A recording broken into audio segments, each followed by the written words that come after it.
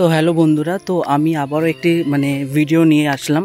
তো অনেকেই কিছু লোক আমাকে জিজ্ঞেস করছিল যে লাইভ ফিডব্যাক দাও। তো লাইভ ফিডব্যাক দেওয়ার জন্য আমাদের এই গেস্টের সঙ্গে আমরা জিজ্ঞেস করে নেব যে তাদের কীরকম লাগলো আমাদের রিসর্টে এসে।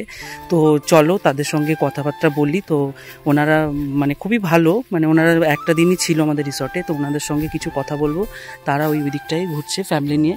তো চলো দেখি ওনারা কি বলে। স্যার, আপনার নামটা বলবেন?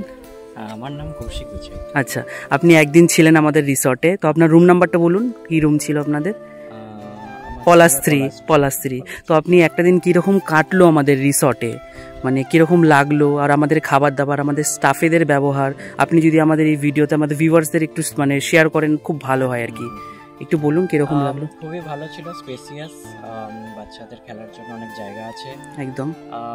এখান পর্যন্ত আমি কলকাতা থেকে ড্রাইভ করে এসেছি, কোনো অসুবিধা হয়নি। আচ্ছা, খাবার দাবার খুবই টেস্টি ছিল। আচ্ছা, এবং আপনি ভিউয়ার্সরা কিছু লোক জানতে চাই যে কলকাতা থেকে আসলে কোন রুট হয়ে আসলে বেস্ট হয়, যেই রাস্তা দিয়ে আপনি আসলেন, আপনি একটু যদি শেয়ার করেন। অনেকেই সেই জিনিসটা জানতে চায় যে কলকাতা থেকে যদি বরন্তিতে আসে তারা কোন রুট হয়ে আসবে, সেটা অনেকে জানতে চায়। তো এসেছি পঞ্চকোট হয়ে। পঞ্চকোটে আমি একদিন স্টে করেছিলাম, ওখানে একটা রিসর্টে। ওখান থেকে এখানে এসেছিলাম বরন্তিতে। তো রাস্তাঘাটে সেরকম আমার কোনো অসুবিধা হয়নি, আমি যেহেতু ফ্যামিলি নিয়ে ড্রাইভ করেছি, তো অসুবিধা সেরকম কিছু হয়নি। এখানে আমার খুবই ভালো লাগছে, স্পেসিয়াস, পরিষ্কার পরিচ্ছন্ন, স্টাফেদের ব্যবহার খুব ভালো। Thank you so much. রুমেতেও সব ফেসিলিটিস অ্যাভেলেবেল আছে, ওয়াইফাই থেকে শুরু করে, তো অসুবিধা কিছু হচ্ছে না, খুবই ভালো লাগছে। তো এবার কিছু গেস্ট যদি মনে করে যে না, এখানে যদি আমি 4-5 দিন যদি রেস্ট করতে আসি, তো তাদের কীরকম লাগতে পারে এই প্রকৃতির মাঝখানে, এই বরন্তির এত সুন্দর একটি জায়গার মধ্যে তাদের আপনি যদি কিছু বলেন যে কীরকমটা লাগবে, সে এসে কি 4 দিন এসে বোর ফিল করবে নাকি তাদের খুব ভালো লাগবে? না, আমার মনে হয় না। কেউ যদি নেচার লাভার হয় তাহলে তারা অবশ্যই এখানে এসে থাকতে পারে। শহরে তো আমরা সবাই কাজকর্ম করি, একদম ডেইলি লাইফ থেকে একটু আলাদা, একটু গ্রামের ভাইব আসবে এখানে।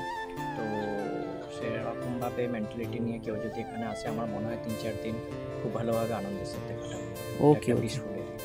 ওকে, থ্যাংক ইউ, ধন্যবাদ আপনাকে, অনেক ধন্যবাদ।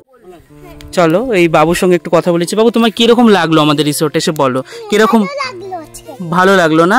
তো হাঁসগুলোর সঙ্গে তুমি খেলাধুলা করছো, কিরকম তোমার ভালো লাগছে? তো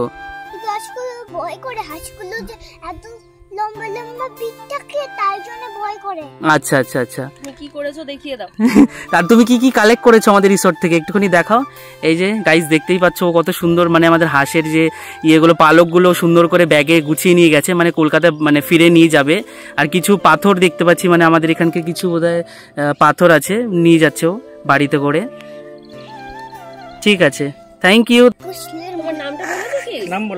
নামটা তোমার বলো শোনা। আমার নাম সিঞ্জয় চৈত্র, আমি প্রি নার্সারিতে পড়ি।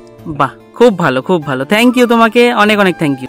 তো বন্ধুরা, তোমরা দেখতেই পারলে ওনাদের থেকে আমি লাইভ ফিডব্যাকটা নিলাম। তো অনেকেই বলতে চাইছে যে লাইভ ফিডব্যাক তুমি কেন নিচ্ছ না, তো ওনাদের থেকে লাইভ ফিডব্যাক নিলাম, তোমরা দেখতেই পারলে। এবং যারা আসবে ভাবছো বরন্তিতে, 1 দিন 2 দিনের জন্য সব থেকে বেস্ট আমি মনে করব।